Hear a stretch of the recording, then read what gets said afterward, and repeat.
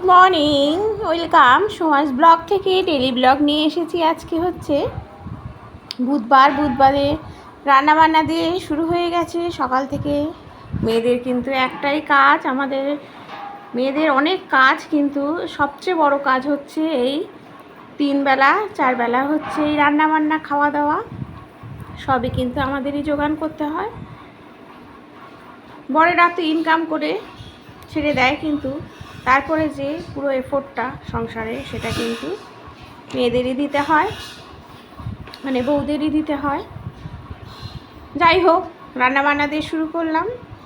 সজনে ডাঁটার তরকারি করছি। এই গরমে কিন্তু সজনে ডাঁটা খাওয়া খুব ভালো, যেমন সজনে ডাঁটা খাওয়াও ভালো, সজনে ডাঁটা ফুল খাওয়া ভালো এই গরমে। সেই জন্য সজনে ডাঁটা কিন্তু আমাদের প্রায় থাকবে এখন। সজনে ডাঁটা তরকারি করছি কুমড়ো আর আলু দিয়ে। বেগুন ছিল না, নাহলে বেগুনও দিতাম এর মধ্যে। সজনে ডাঁটা তরকারিতে কিন্তু খুবই সিম্পল। ভালো মতো ভেজে নিয়ে তারপরে কিন্তু আমি দিয়ে দিলাম হচ্ছে জিরের গুঁড়ো আর ধনের গুঁড়ো, দিয়ে একটু নুন মিষ্টি, ব্যাস হলুদ দিয়ে বসিয়ে দিয়েছি গ্যাসে।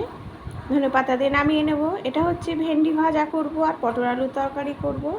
পটল আলুর তরকারিটা কিন্তু আমি একটু অন্যরকম করি, কুমড়ো দিয়ে করি, খুব ভালো হয় খেতে।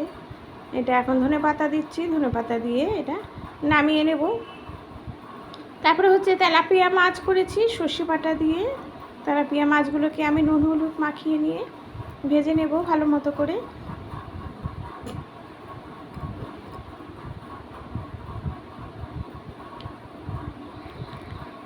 যেটা বলছিলাম, বউদের হয়তো দেখায় যে বউরা কিছুই করে না, কিন্তু বউদের কিন্তু অনেকটা কাজ থাকে সংসারে, পুরো এ থেকে জেড কিন্তু আমাদের করতে লাগে।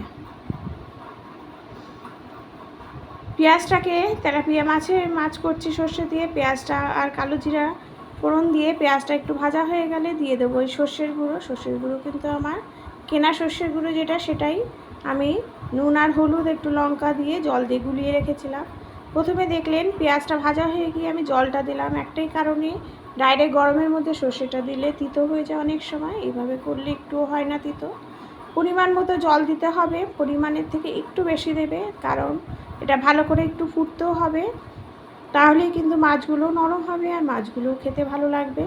দিয়ে দিলাম একটু চিনি আর সর্ষের গুঁড়োর মধ্যেই আমি লঙ্কা দিয়ে সর্ষেটাকে আমি ভিজিয়ে রেখেছিলাম জল দিয়ে, নুন দিয়ে, একটু হলুদ দিয়ে। নামানোর আগে একটু দেবো হচ্ছে ধনেপাতা, তাহলে এটা রেডি হয়ে যাবে। দেখো কত সুন্দর টেক্সচার এসছে। এটা হচ্ছে সজনে ডাঁটার তরকারি, যেটা দেখালাম তোমাদেরকে। তারপরে চুনো মাছ আছে, সেই চুনো মাছ ডাল করা আছে আমার কালকে, সেই ডাল দিয়ে চুনো মাছ ভাজা আর ভেন্ডি ভাজা দিয়ে আমাদের হয়ে যাবে। সেই জন্য এই চুনো মাছগুলো কিন্তু একদম মচমচা করে আমি ভেজেছি। এই চুনো মাছ কিন্তু খাওয়াও ভালো, কারণ এর পুরোটাই বডির পুরোটাই খাওয়া হয়ে যায়, তার ফলে কিন্তু এই জন্য খাওয়াও খুব ভালো। দিয়ে দিচ্ছি হচ্ছে গোটা জিরে, শুকনো লঙ্কা আর হচ্ছে দারচিনি, এলাচ ফোড়ন দিয়ে দিলাম। পটল আলু ভাজতে দিয়ে দিচ্ছি, পটল আলু তরকারি করব। দিয়ে দিলাম একটু নুন দিলে বলেছি আগেও যে খুব তাড়াতাড়ি কিন্তু তরকারি মজে যায়। দিলাম টমেটো আর একটু জিরে আর ধনের গুঁড়ো, হলুদের গুঁড়ো। দেখো টেস্ট বাড়ানোর জন্য কিন্তু আমি আরেকটা জিনিস দেবো, দেখতে থাকো তোমরা। দিয়েছি কুমড়োও কিন্তু ভীষণ পটল আলু তরকারিকে টেস্ট বাড়ায়। তারপরে দিয়ে দিচ্ছি পরিমাণ মতো জল আর লঙ্কা, আর নামানোর আগে একটু চিনি আর ঘি দিলেই কিন্তু রেডি হয়ে যাবে। তারপরে বরকে খেতে দিয়ে দিলাম। তার আগে পটলটা বসিয়ে আমি কিন্তু বরকে খেতে দিয়ে দিলাম ভাত খেতে দিয়ে দিলাম। টিফিনে ও অফিস যাবে। দিলাম হচ্ছে সজনে ডাঁটা তরকারি, ডাল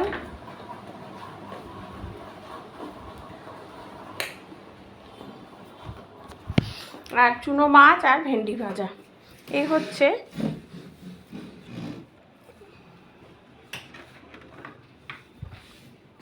ওকে খেতে দিলাম।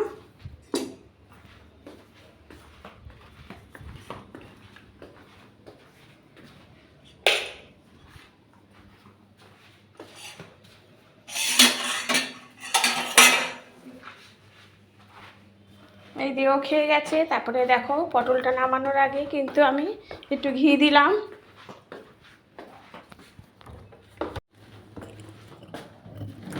ঘি দিয়ে নামিয়ে নিলাম পটল আলুর তরকারি।